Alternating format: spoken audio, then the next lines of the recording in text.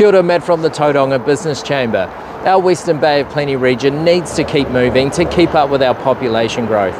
It's less about promoting more growth, more about managing the growth that we've got to avoid significant social and economic costs.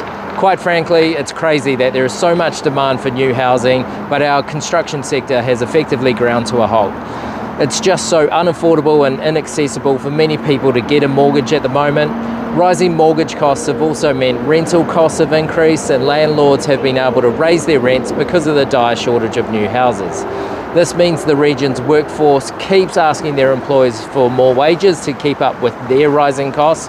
It's creating a real pressure cooker situation. Even if mortgages became more affordable tomorrow, the next bottleneck for housing is local government.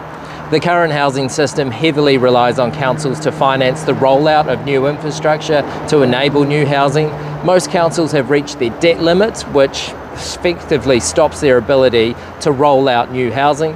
The new government needs to set up councils to succeed, either by sharing in the tax revenue and benefits of the new housing to pay for that lead infrastructure, or get councils out of the way by creating a new vehicle that has the balance sheet who can effectively finance the enabling infrastructure. The Western Bay's future large-scale growth opportunities are numbered. After Tauriko, Te Tumu and Rangiuru, any new large developments face either geographical barriers, expensive horticultural land, or just very expensive infrastructure. What this will likely mean is that a growing proportion of our workforce will live in the relatively more affordable Waikato region and commute into Tauriko and Tauranga CBD via State Highway 29, as it's roughly the same travel time as those living in Papamoa East, for example. So it's a good time that the government has released its draft policy statement on their transport priorities and how they'll fund it.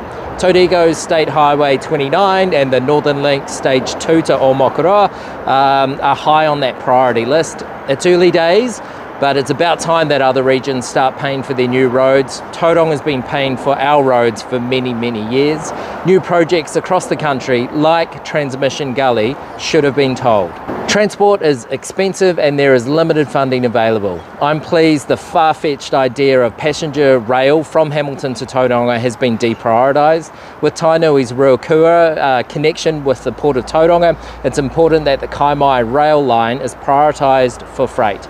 If we put marginal, heavily subsidised passenger rail trains on those narrow corridors through the Kaimais, interfering with one of New Zealand's busiest freight railway lines, it'll frustrate businesses and they'll find it easier to put containers on trucks and drive them to the port, which will likely generate more carbon emissions. As you can probably tell, the Chamber has been busy advocating for local businesses across a number of issues. The Chamber can't be across every road cone, but we focus on the leading policy issues that drive the frustrations around the road cones and your travel times. Check out our latest news section on our website for updates on our submissions, and there are plenty more coming up with the Bay of Plenty Regional Council and Western Bay District Council long-term plans asking for submissions. In other news, save the date for one of our flagship events, the Business Women's Network Speaker Series on the 14th of May, and watch out for the speaker announcements in the coming weeks.